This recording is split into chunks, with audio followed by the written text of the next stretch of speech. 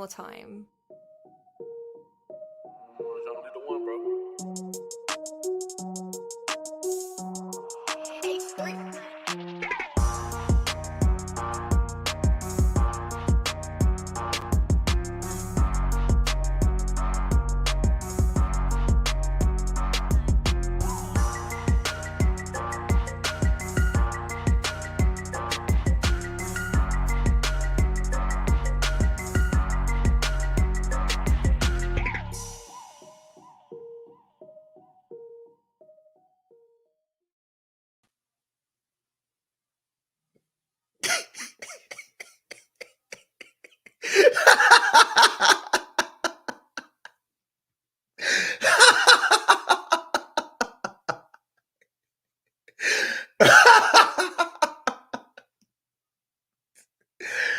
You know who that nation? Every now and then, I start the show off, and I'm at a loss for words. I was at a loss for words for the wild card game that the Saints played in against the Minnesota Vikings. I was at a loss for words in the NFC Championship game for the controversial non-call. But yet, I sit here in amazement and have a loss for words yet again. Watching the Atlanta Falcons blow yet a big lead against an opponent.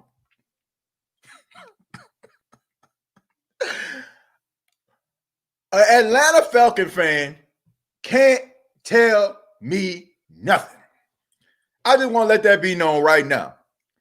An Atlanta Falcon fan can't tell me nothing. All right. I know this is the State of the Saints podcast, but the Saints did not play today. They're playing tomorrow on Monday Night Football. We're going to get to the predictions. But an Atlanta Falcon representative, a fan of the Falcons, can't tell me nothing. You were up 29-7. 29-7, 29-10 going into the half, and yet you lose 39-40 against the Dallas Cowboys. Now, I don't have a dog in the fight, all right? I don't. I could care less who won this game. I put on social media, I wish they both could lose. But I would be lying to you if I were to tell you that this feels a little bit more sweeter that the Falcons were on the receiving end of an L. Once again, now I know we have Falcon fans that come into the chat. We had a couple of last show I did. They wanted to talk noise. But I'm letting you know right now, Atlanta, for the sake of everything that is holy on this Sunday evening, do not come into the chat today, okay? Please, do not come into the chat today. You will be eviscerated. You will be destroyed because there is no excuse whatsoever for you to lose. When you have all that firepower offensively, you lose to the Dallas Cowboys 40-39 when you had a 29-7 lead, 29-10 going into the half, and you blew it. I don't want to hear a damn thing. I just want to let that be known right now. But thank you very much for tuning into the State of the Saints podcast. Thank you very much on this very joyous, beautiful, wonderful Sunday evening. Thank you so much. This is the Saints Prediction Show. We're going to be talking about the Saints Week 2 matchup against the Las Vegas Raiders. We're going to be talking about some of the games that took place on today that involved the NFC South teams. We seen the Tampa Bay Buccaneers and Tom Brady get their first win of the season. What did that tell us about Tampa Bay and the Atlanta Falcons? Blowing yet another big lead in a game. What does this mean for Dan Quinn as the head coach? But thank y'all very much for those filing into the chat. I just want to say I really do appreciate this. I know everybody else feeling just as good as I am right now. But anyway, let's go ahead and get this party started, folks. Let me see what y'all got to say here. Trevor says Falcons can't say nothing to nobody ever again. Who that says they blew that? Yes, sir. Yes, sir. I laugh so much I got my throat dry. Let me drink some.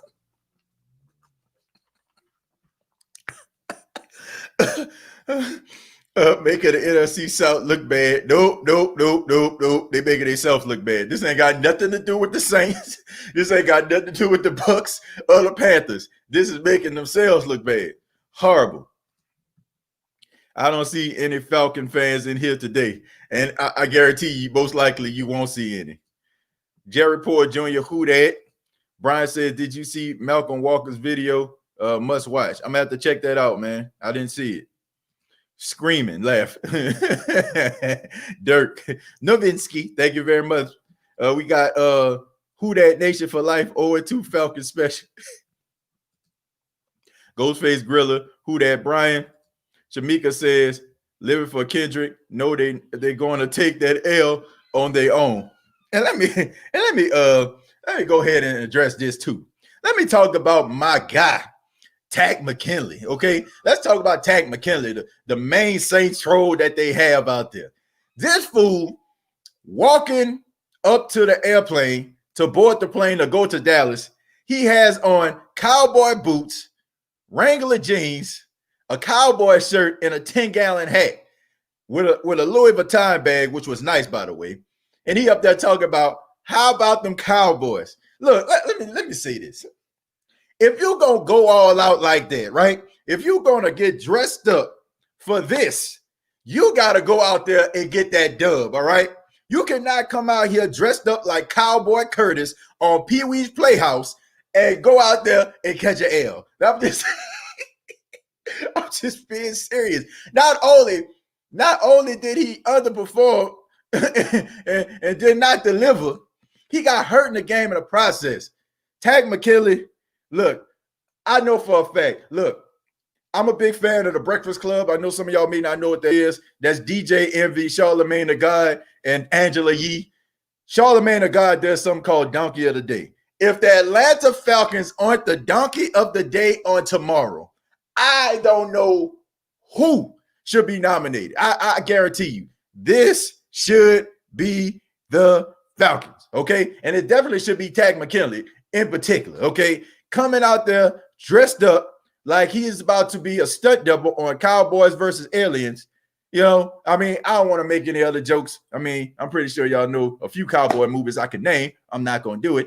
But anyway, you can't go out there and dress up like cowboy and go out there and blow a huge lead like that, embarrassing Falcon Nation all over the country. But I must say, it did my heart glad. Look, I was kind of bummed out, you know, no Saints football on a Sunday, and I'm watching some of these other games. It gives me another opportunity to look at some of these up-and-coming young players out here and some of the players that evolved. But watching the Falcons lose, man, I feel good. There's nothing that can there's nothing that can ruin my mood here on this Sunday evening. Can't. Nobody. Christopher says, who that for life? Them birds trash. Ha ha. Dirk laughing. Dr. Drew laughing. Jerry says, Ghostface Griller, who that? Ghostface Griller, who that? We got Daniel says, they had to win. They didn't want it. All they had to do was fall on the ball. The commentators were talking about how they never seen an onside kick without a T ever. The ball was just spinning, looking like roulette in Las Vegas, right? At a casino in Las Vegas. And they just watching it. And they can't fall on the football. Look, I know they talk about the Saints. I know they tell us blue that and all that kind of stuff there. And I know they tried to say that the Saints were a snake-bitten franchise.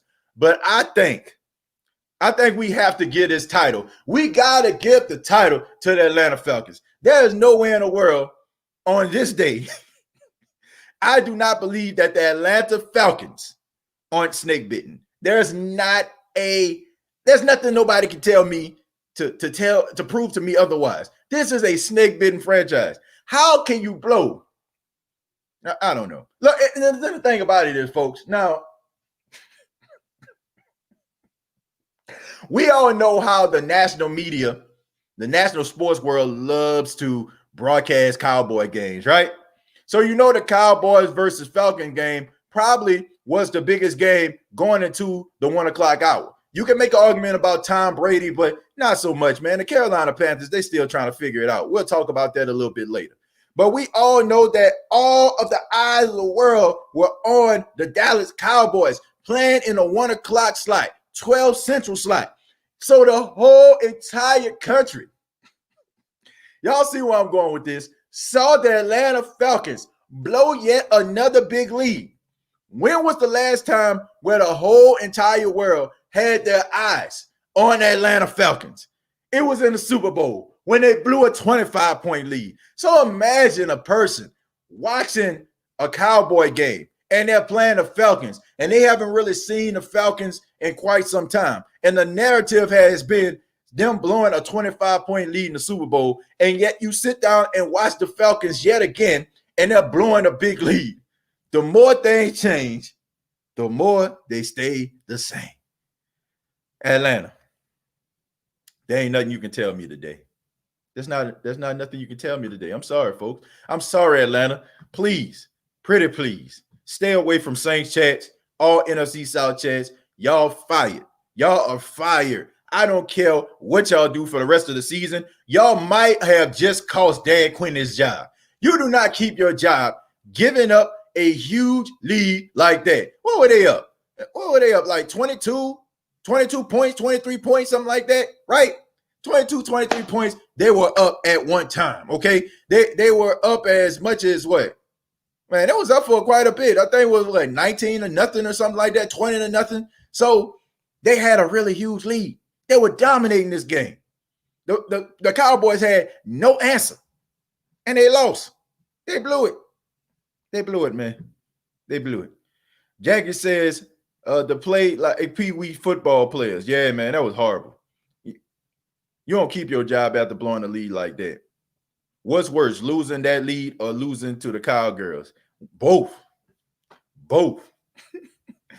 George Washington, thank you very much. He says, facts. Brian says the game of the week is tomorrow night on ESPN. Who that? I agree with that. I don't know now, man. I ain't going to take that away from that Cowboy Falcon game. That was a pretty good game. You know, like that was a good game, man. I mean, if I was just watching that as a casual fan, it meant more because I had emotional investment because I don't like neither one of the teams, and either one of them lose, I'm happy. Okay. But it meant so much more to me. It was like somebody that you've been dating for a long time and they finally tell you that they love you. Okay. It's like, ladies, it's like when you've been waiting for this guy, you know what I'm saying, to propose to you for such a long time, and he does, right? Makes you feel good. You know, like it's like going to Roscoe's Chicken and Waffles, visiting California for the very first time. There's some things that just cannot make you feel just as good as some other things. Those are some things in particular that made me feel the way that I did. This was beautiful right here. This was my wife walking on the sandy beach as we got married on the beach, as I see her walking through the sand. This was that beautiful to me. Okay, this was beautiful. This was wonderful right there. Okay, I mean that's this. Oh man, there's nothing that can ruin my mood here today, man. Look, I promise you, folks, we gonna get into some safe football, but please, let me enjoy this moment, please. Okay, we gonna talk about the NFC South. We gonna talk about the Saints too. All right, Jerry says, "Damn that." The Chokelana blew that 40-39. The truth hurts. Who that? Donovan says, I keep hearing Julio Jones is better than Mike T. drop that easy touchdown in the end zone. He struggles every year scoring. Yeah, man. Look, I said it on Twitter. I said, everybody telling me that Julio Jones the best wide receiver in football, wide open. That play right there probably would have sealed the deal for the Falcons. But it didn't. It didn't do it. And they blew it. They booted from the NFC South. Not welcome back until after the season. Look, I don't know who's a part, or I'm pretty sure because I know NFC Elite has been in here a couple times. So if one of the administrators from NFC Elite or the NFC South domination group, a devastation group, you need to block all Falcon fans for a week at least, okay? Like they can't say nothing, not a thing. They can't talk at all. They need to be muted for the rest of the week. That's what administrators of these pages need to do, okay? The pages that focus on the NFC South trash talking and all that kind of stuff, they need to boot the Atlanta Falcons out of the group for a week. Because what in the world can they possibly say to combat what we just saw? How? What can they do? What can they say? In the words of that Jay-Z song, what more can I do? What more can I say? I mean, what can you do? Okay, what can you do? Nothing, not a thing. You can't do nothing. But seriously, folks, they lose 40-39. Greg Zuerlein. I said this before Greg Zuerlein kicked the field goal. I said he broke the hearts of the Who Dat Nation in the NFC Championship game, kicking that 57-yard field goal to send the Rams to the Super Bowl. Do it for your boy one time, okay? You broke our hearts. Please break the hearts of Falcon Nation. And he did. Thank you, Greg Zuerlein. Greg the leg strikes again. But this time, I'm happy he did it. I'm happy he did it, man. I'm happy he did. Matt Ryan crying in the locker room. He gonna cry in the car. He gonna cry in the car. TJ, you having a good old time. Hey, Nola East. Yes, sir. Yes, I am, man. I'm happy, bro. This show cannot get any better, okay? Today cannot get any better, okay? And not to mention, my wife just informed me that she's making tacos tonight. So, I mean, this is amazing, right? So, not only did I see the Falcons blow a big lead, but my wife is making tacos. I mean, come on, man. Come on, dude. Like, how can I be upset on a day like this? TJ, I think the Atlanta Falcons have Dane Bramage. I don't know what they got, man. I don't know what they have. Young City laughing.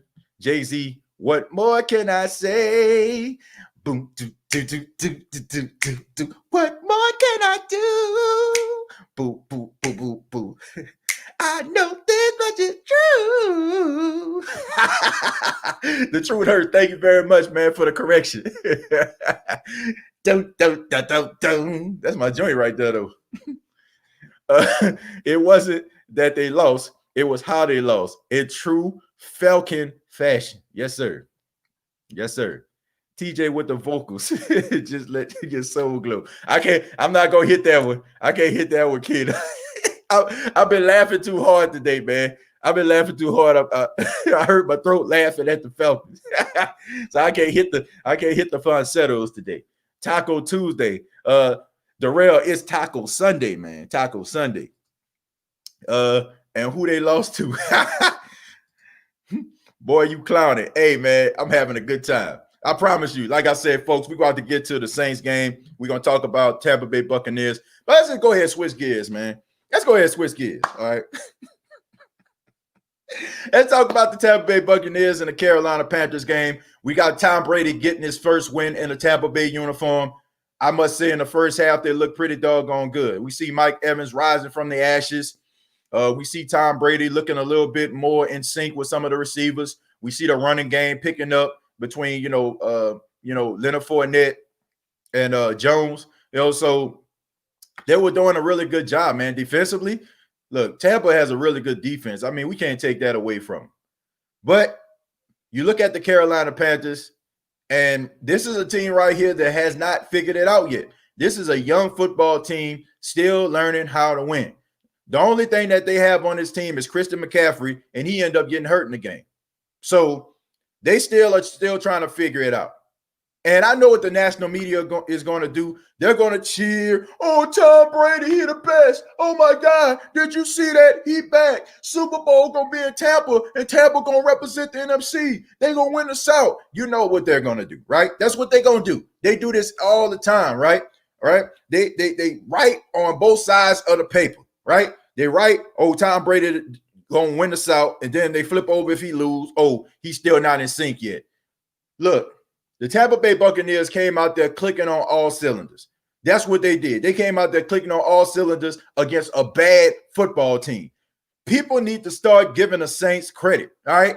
Because they come out there, they look like they unstoppable against the Carolina Panthers team, a bad football team, but they struggle against a team that's good like the New Orleans Saints. Can we just go ahead and just admit that the Tampa Bay Buccaneers are not better than the New Orleans Saints? They are not better than the New Orleans Saints. I don't care what Tom Brady did today. The Saints are a better football team. Why is it that they look like world beaters against a sorry team, but they look horrible against a good team? I will tell you, because the New Orleans Saints are better than the Tampa Bay Buccaneers. I don't care what anybody says. Tom Brady played about as pedestrian as a guy trying to walk across the street in incoming traffic. Okay, that's what this guy is. So he's 43 years old. I don't know why they're still trying to hype him up like he's the Tom Brady of old. This guy cannot do it by himself anymore. He can't. Okay, he cannot. I mean, he throws an interception for the third time in 2 weeks, right? He only had like one touchdown, and he had what with Mike Evans? I mean, come on, man, give me a break here. I understand. Like, I got a lot of respect for Tom Brady. You cannot disrespect Tom Brady and dismiss the fact that he has 6 Super Bowl rings. I will never take that away from him. But this guy is 43 years old, and he is not the same quarterback as he once was. And there's going to be a lot of writing about the NFC South and Tom Brady over the next couple of weeks, because now they're going up against mediocre teams, mediocre middle-of-the-pack teams that they could easily dominate and, you know what I'm saying, learn how to win against. All right, so, I mean, it's pretty easy sledding from here. Let me pull up their schedule while I'm waiting here. Let me pull up the schedule real quick. I'm going to pull up their schedule. In the meantime, I'm going to go ahead and read some of the comments in the chat. Let's not worry about the media. Let's worry about the New Orleans Saints winning football games. That all that matter at the point Tom Brady is, has been, never was. I don't want to say he was a never was, and I don't want to say a has been. I don't want to say that, man. But I am going to say that he is not all that people making him out to be, especially in a Tampa Bay uniform. I mean, look at this right here, right?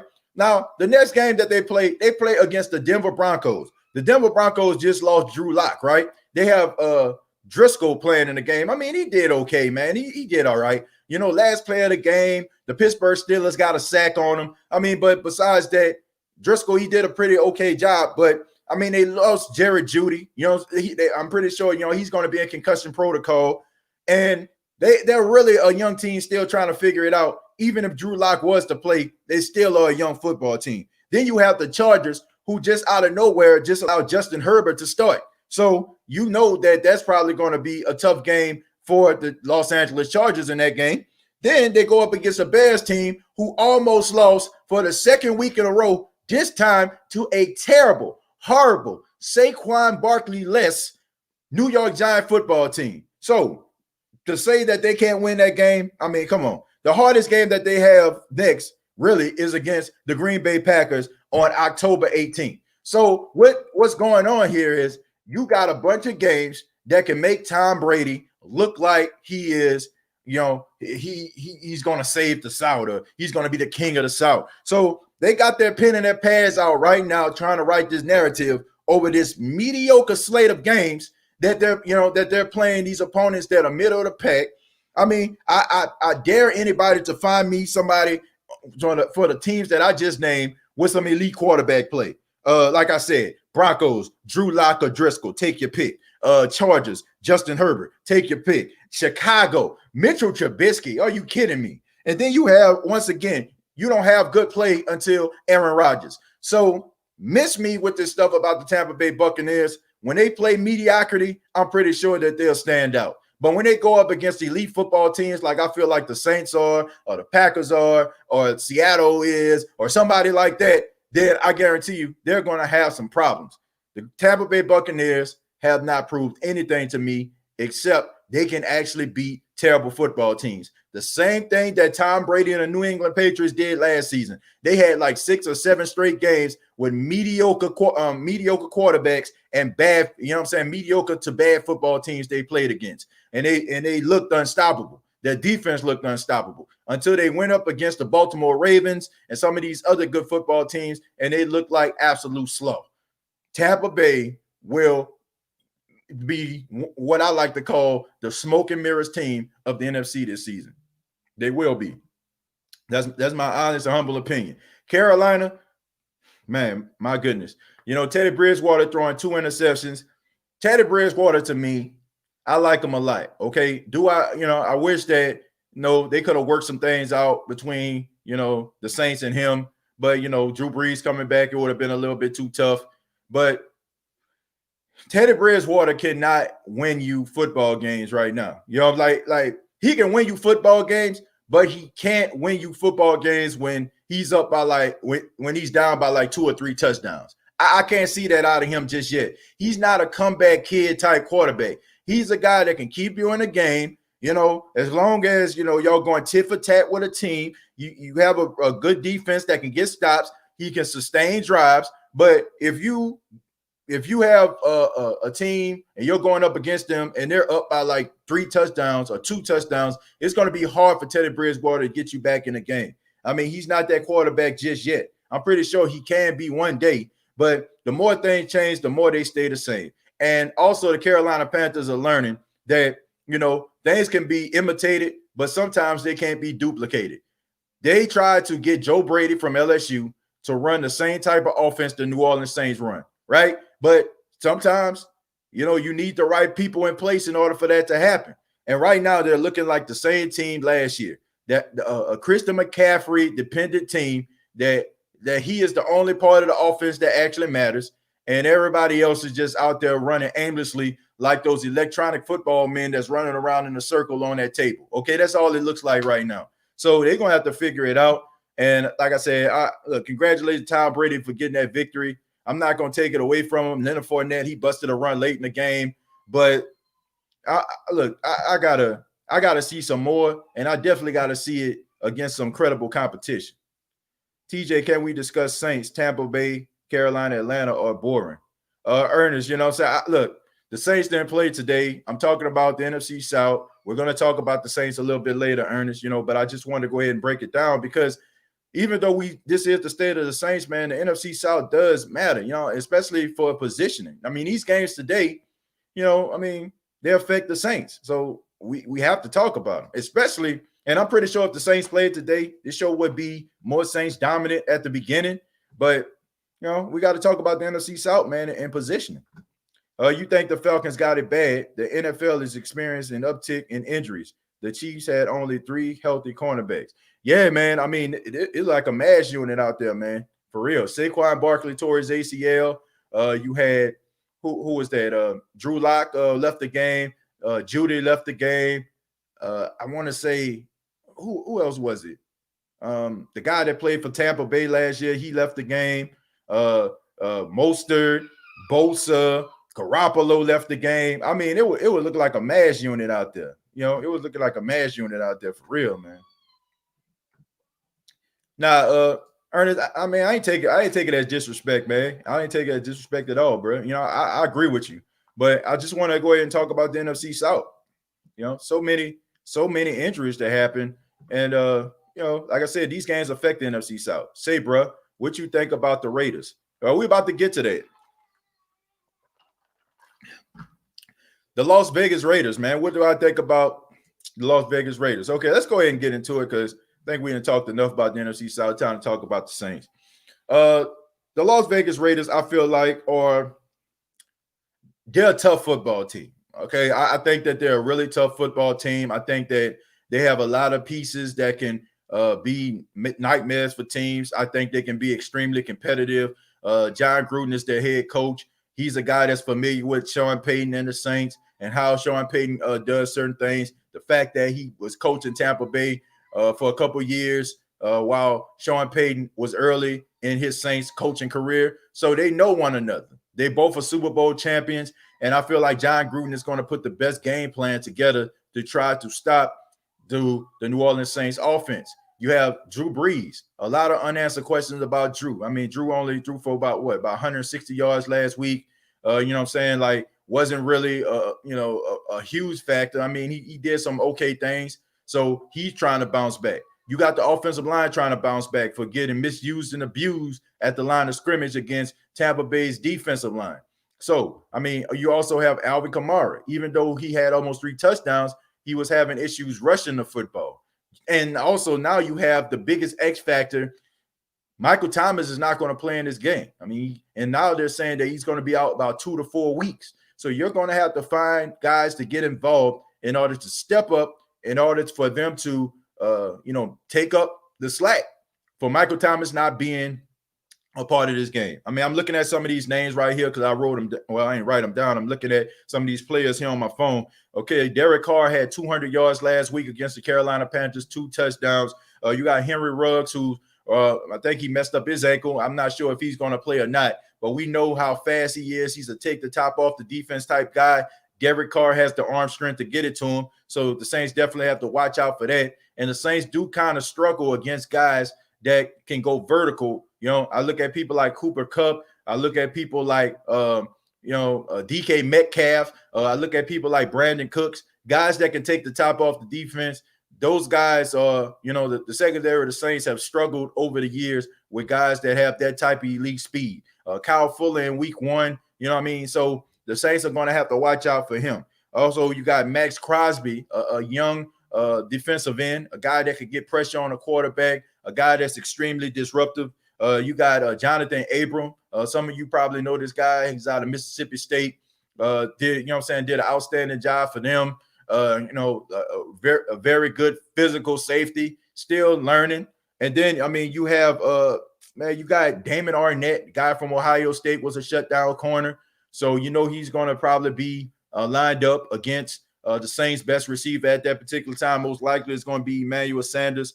And, they got some bulletin board material. I mean, you got Trayvon Mullins, who came out and said that he hasn't forgiven Drew Brees for his comments. And you have a lot of guys out there that are using that as ammunition, even though, the comments and all that kind of stuff has died down in the news, you still have guys that have not forgotten about it. So, he's going to use that, and he's trying to fuel his teammates with that type of emotion so they can go out there and make life hell for Drew Brees. You got Darren Waller. Darren Waller is another guy.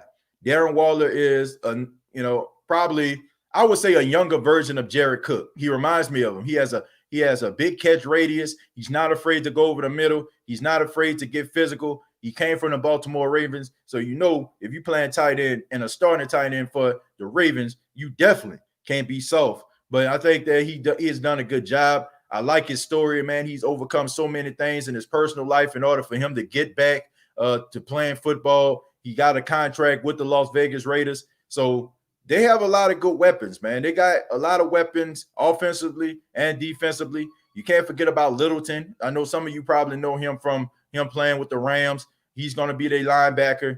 So the Raiders have a lot of pieces, man. I know we don't really talk about them because for the last couple of years, they haven't had much success.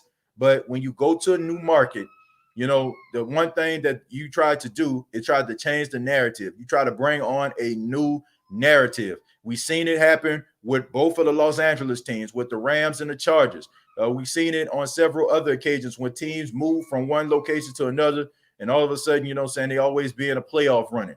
I don't know what that's all about. I'm a little bit of a conspiracy theorist myself. I'm going to just leave it at that. But I do think that the Raiders have a really good football team. But I think the New Orleans Saints have a better football team. Anytime you have Drew Brees as your quarterback, regardless to how we feel about him right now as far as his arm strength, or, regardless of all of that, Drew Brees still put the Saints in the best position to win. I feel like the Saints can run up the middle against Las Vegas. I think that they need to utilize the running game, and they definitely need to control the time of possession. because you don't have that guy on third down that can move the chains. That usually was Michael Thomas. Michael Thomas not only ran Chris routes, but when it was 3rd and 4, 3rd and 2, you can count on Michael Thomas to give you a quick slant and his short hands to get you that first down. They don't have that right now. So you might have to be leaning on guys, you know what I'm saying, to try to pass the ball on 1st and 2nd down, probably get about 4 or 6 yards, you know, or even 8 yards, and set up maybe like a 2nd or a 3rd and 2 where you can use Latavius Murray. I feel like Latavius Murray is going to be more motivated in this game. And also Jared Cook, man. These were two guys that were really good in a Raiders uniform. You had Latavius Murray, who ran for more yards than he ever did in his entire career in Oakland, and Oakland didn't want to pay him. They didn't want to pay him. They said, we don't think you're good enough. And so they allowed him to go to Minnesota. And then you had Jared Cook. When the Raiders had absolutely no wide receivers, Jared Cook led the team in receptions and reception yards. So, and they didn't even want to pay Jared Cook. So these guys are going to be motivated, in my opinion, to try to spoil the plans of the Raiders franchise, okay? Even though they're not in Oakland anymore, they still have the same owner in Mark Davis, a guy that did not believe in these two guys. So I feel like if you feed the ball to Latavius Murray and you also allow Alvin Kamara to catch the ball out of the backfield and also line him up, you know, in a slot where he can actually run slot receiver type routes and use Latavius Murray as more as the running game, I think the Saints will be very, very successful.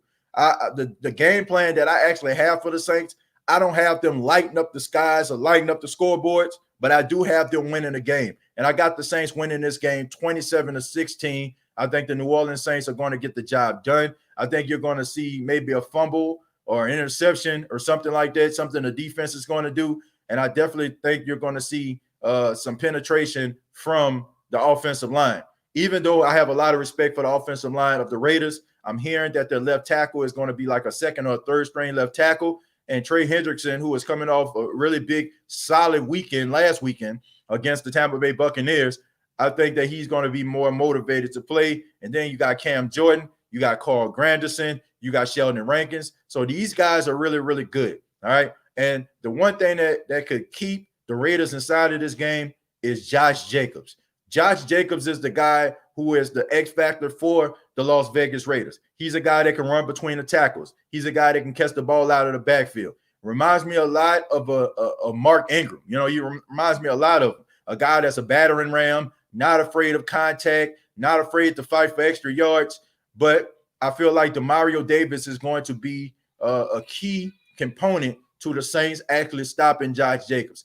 If Demario Davis can go out there and stop Josh Jacobs, if he can stop him from, you know, getting those extra yards, he can stop him from, you know, working in a passing game, I think that will stop Derek Carr, and it will cause Derek Carr to try to have to throw the ball down the field.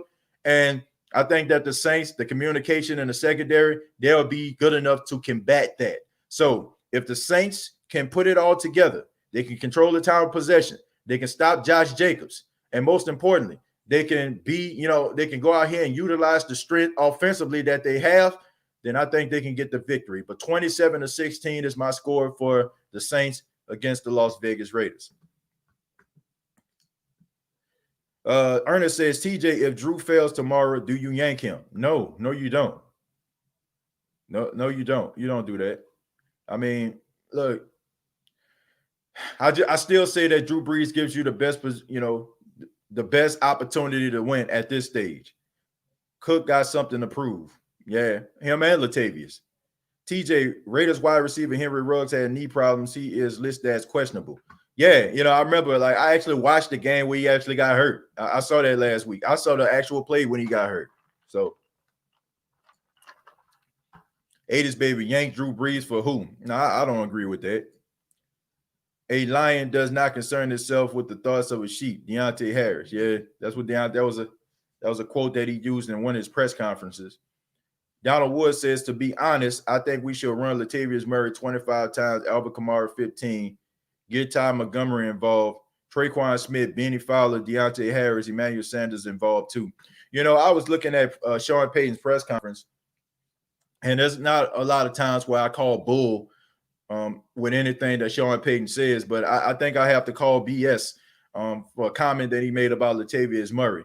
and he talked about him not getting Latavius Murray in the game, and it's hard for him to try to find ways to get him in the game, and it's really up to him. Look, I understand how Sean Payton works. I mean, this ain't my first rodeo. I've been watching Sean Payton call plays for the past 15 years.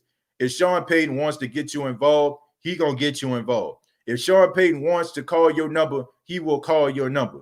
That's why I was saying all last year when people were criticizing Latavius Murray, comparing him to Mark Ingram, saying, oh, man, he's not it. He's not that guy. He's not that dude.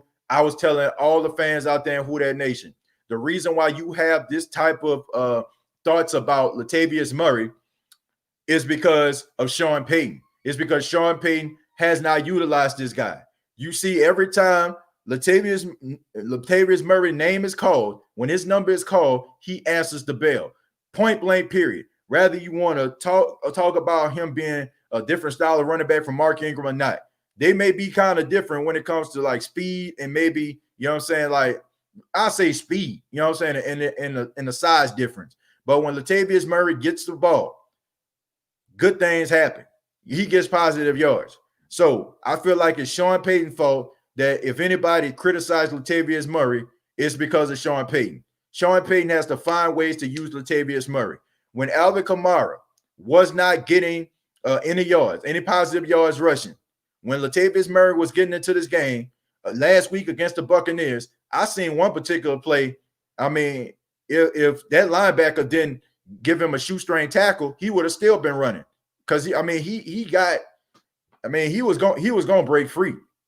Latavius Murray is a really good running back, and I feel like the reason why nobody's really talking about him is because Sean Payton doesn't use him. And I feel like that would be shame on Sean Payton. And also, I'm going to say BS to Sean Payton. He was talking about how hard it is to use running backs, multiple running backs. I'm going to call BS on that too, because we see teams, like the Tennessee Titans. We see teams like the 49ers.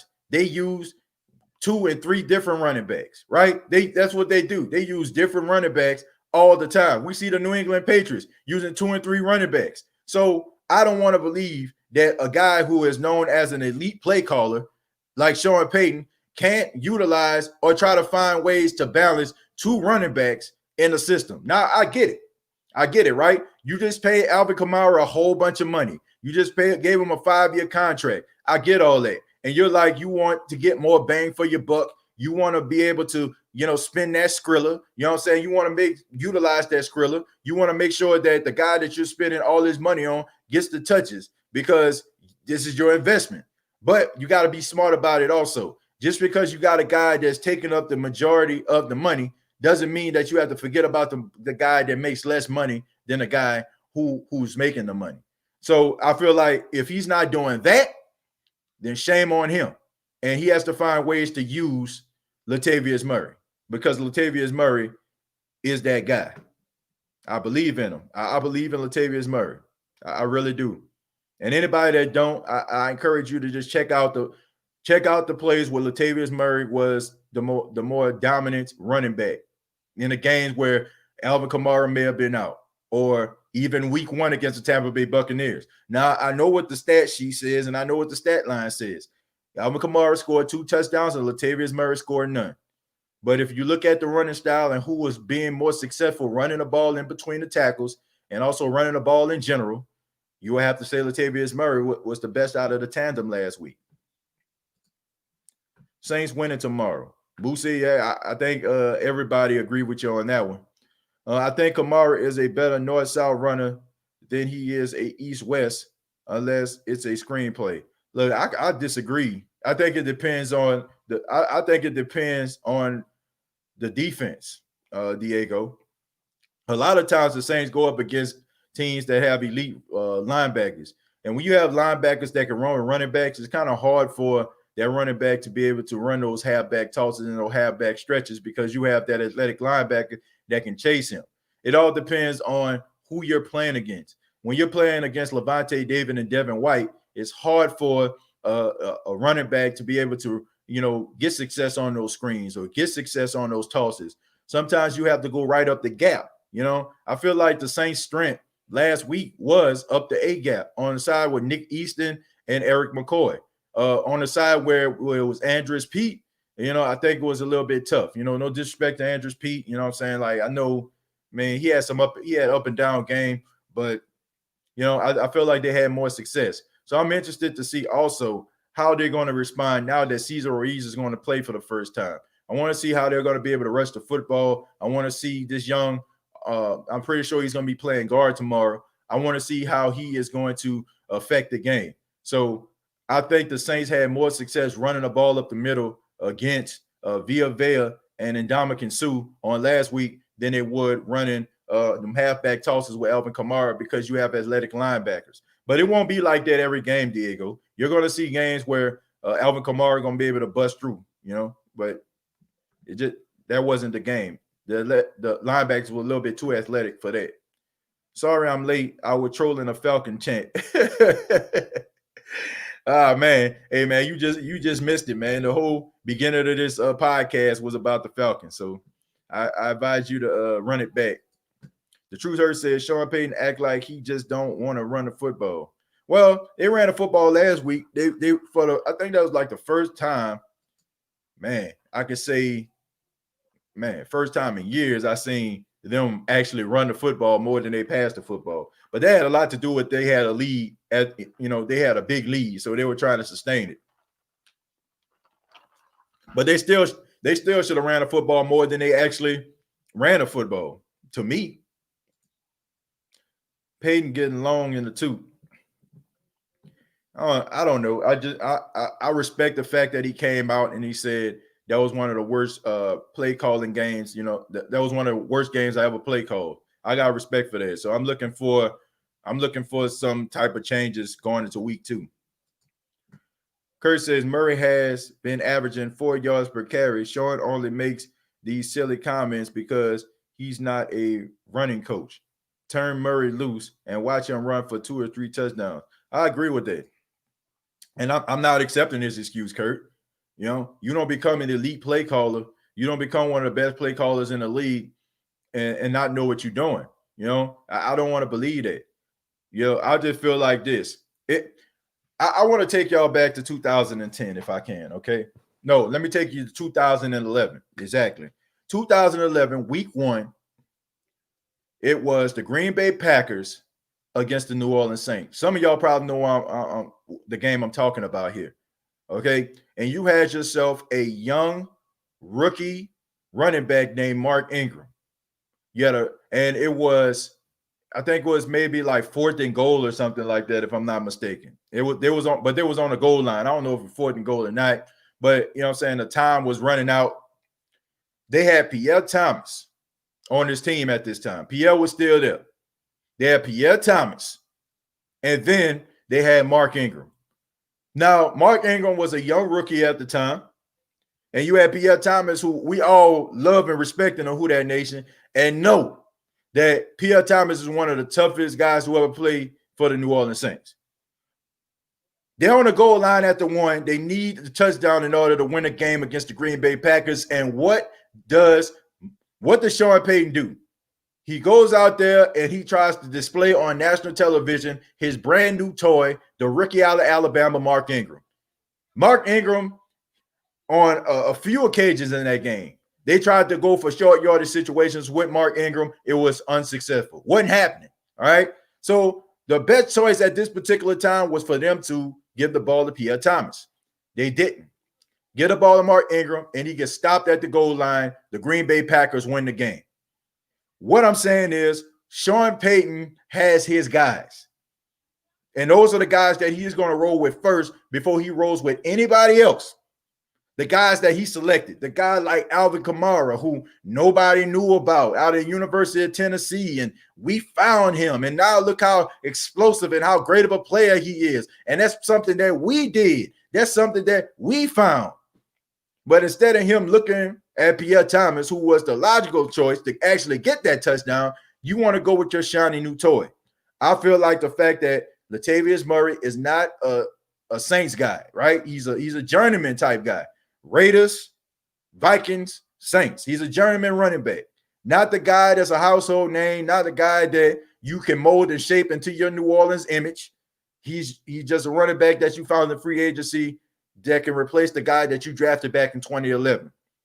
And I feel like that's one of the main reasons why Sean Payton actually lead those guys on the bench, and he goes with the guys that he drafted, the guys that he knows, the guys that he has put so much time and effort in.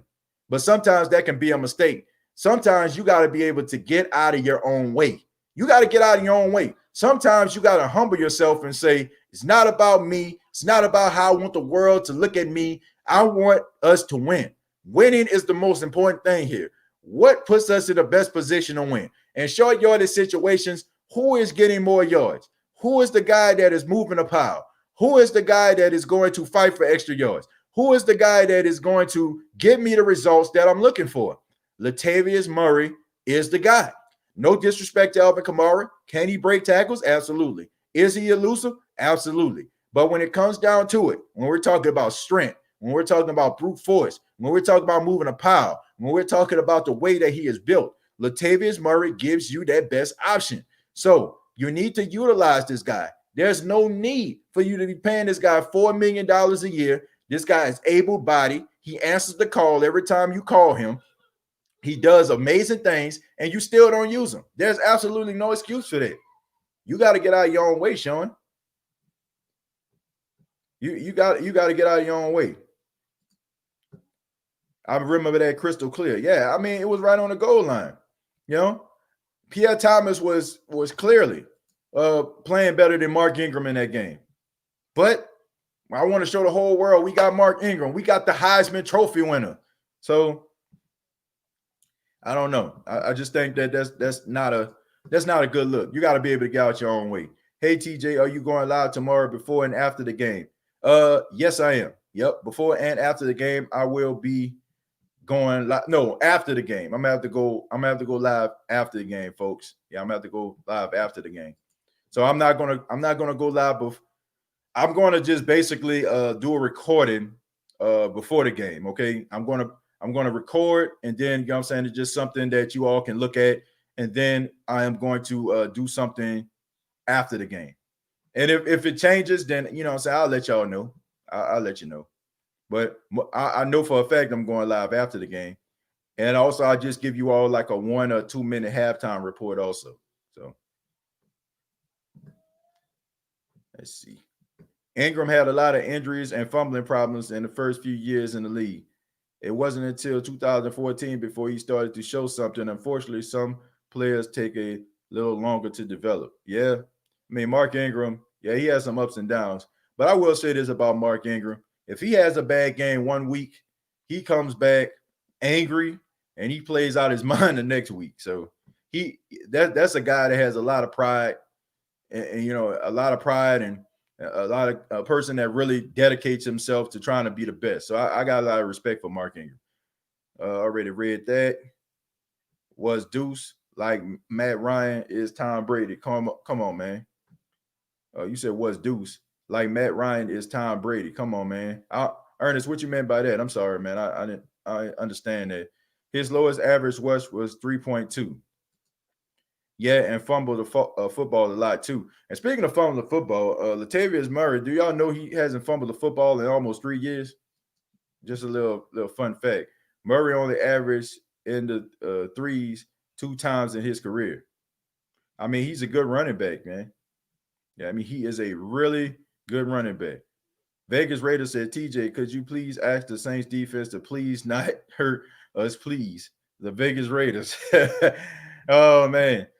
Thank you very much. I appreciate that. I can't make no promises. I mean, I'm pretty sure guys don't go out there just intentionally want to hurt people. If they do, shame on them. But, man, I hope they shut y'all down. I am in the UK, so I will be watching at 1:20 a.m., man. Man, my goodness, man. Diego, thank you so much, man. Thank you for your loyalty and being a part of the Who Dat Nation, man. Big Q is going live 2 hours before the game. Yeah. If I do, man, it's probably gonna be in the morning. You know, if I do it, I'm probably gonna do my show in the morning.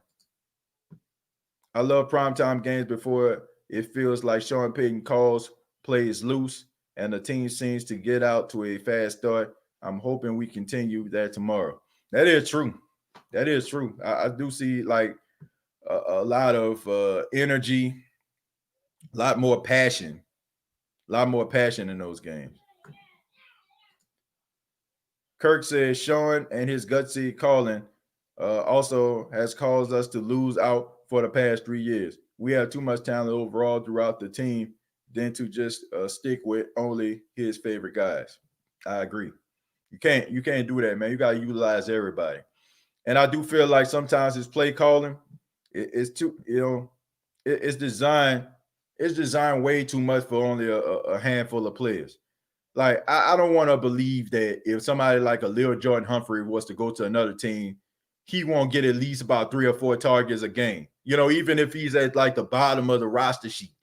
It just seems like those players are just designed for just a handful of people. Kamara, Cook, Michael Thomas. You know what I'm saying? I feel like they ain't really got no package for Traquan. They probably got a package now for Emmanuel Sanders. I mean, it just seems like it's just the same guys, and it's like so predictable. So I don't know, man. I just think that he just has his favorites, and his play calling kind of shows that. Derek Carr says, I'm too soft and fragile for Cam's hits. He gonna make a girl out of me. Derek, thank you very much for the $5. I actually like Derek Carr, man. I'm not gonna lie about that. I know he's not everybody's a quiet taste, but I like him. I think he's a good quarterback. Everyone hit the like button. DLP, I appreciate that, man. And not only hit the like button, man, make sure that y'all, subscribe to the YouTube channel also, man. I'm just want to let that be known. And also, we're doing a competition. We're going to announce the winner of the person that's going to receive the State of the Saints podcast t-shirt on tomorrow. What I'm asking you to do is to subscribe to a streaming app, iTunes, Spotify, iHeartRadio, Apple Podcasts, or Anchor FM. Snapshot the picture of you following, and you'll put yourself in a running to win a t-shirt. The winner will be now announced on tomorrow. So be sure to do that now. And like I said, just send it to me, facebook.com, search the State of the Saints podcast, state of the Saints at gmail.com. I hope he doesn't outthink himself versus Gruden. I don't think so.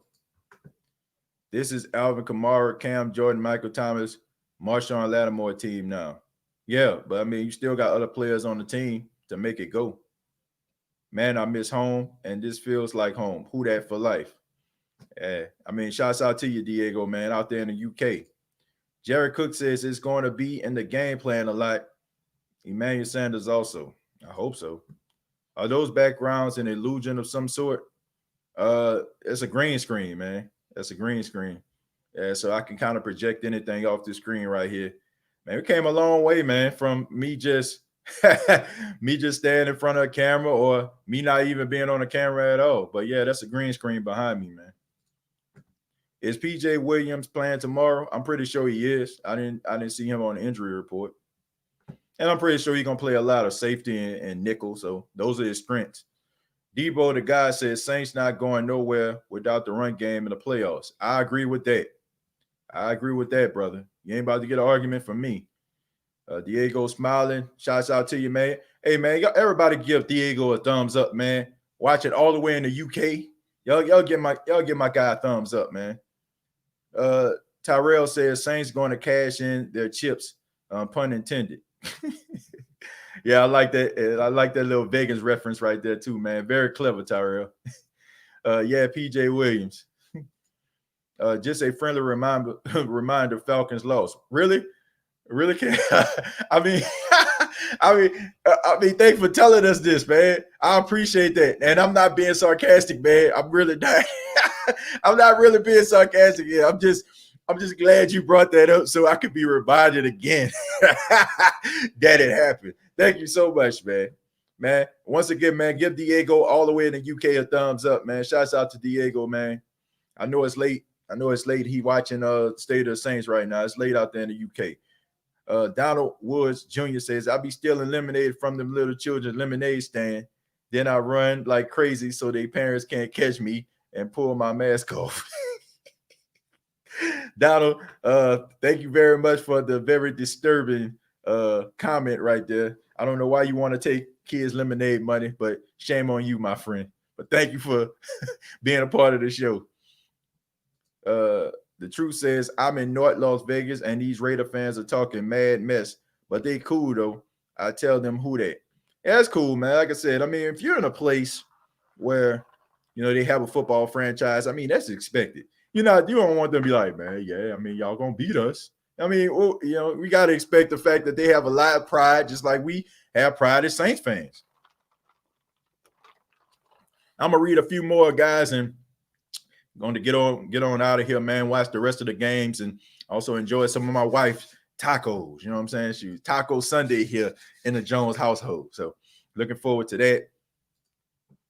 Melanin Guy 504 says, Debo the God, that picture, it caught me off guard. Oh, man. All I can say is Falcons lost, and I'm happy about it. That's all I got to say about that.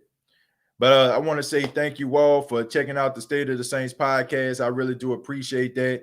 Let me read Josh, and then I'll read Kurt, and then we'll get up out of here. I can't see the Raiders lasting long in Las Vegas. It's not a football town.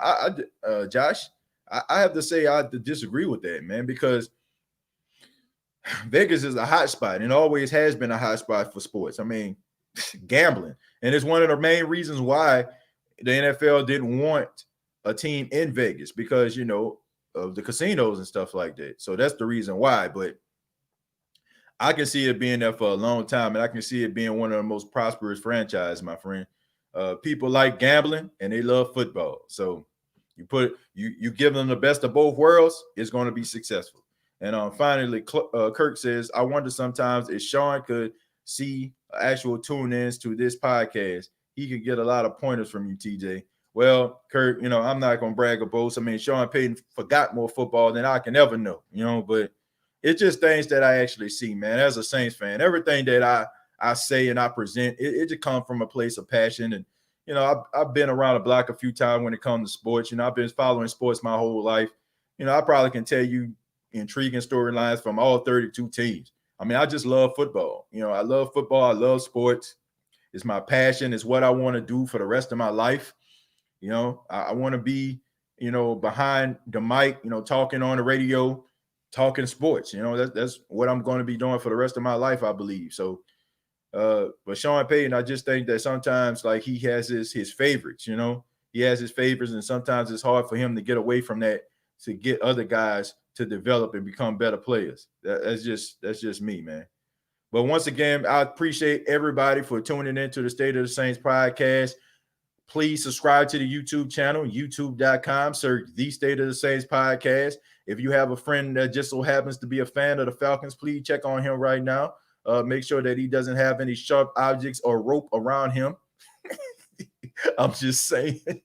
Might be a little ugly for him, you know what I'm saying? Talk him off the ledge, you know what I'm saying? Look, be that friend, be that sponsor for him. Be like, everything gonna be all right. You can sing the song, The Sun Will Come Out Tomorrow. I mean, you can go ahead and sing them a song, you know what I'm saying? Make them feel good. But also follow on Facebook.com, search The State of the Saints podcast. Also, iTunes, Spotify, iHeartRadio, Anchor FM. Please subscribe to one of those streaming apps, folks. I cannot stress that enough. The numbers are going up on the streaming apps, but I really need your help, man. We're really trying to push this streaming app to make it successful. It's one of the things that I'm really trying to focus in on. I'm trying to make sure that people get fully involved in subscribing to this. So just take 2 seconds. I mean, if you have an iPhone, you can just check on Apple Podcasts. You can search the State of the Saints podcast and just subscribe. That's all I'm asking of you. I would really do appreciate that. Appreciate your time. Thank you for spending your Sunday evening with me. And I look forward to talking to you tomorrow when the Saints take on the Las Vegas Raiders in Vegas. Till next time, all I got to say is, who dat?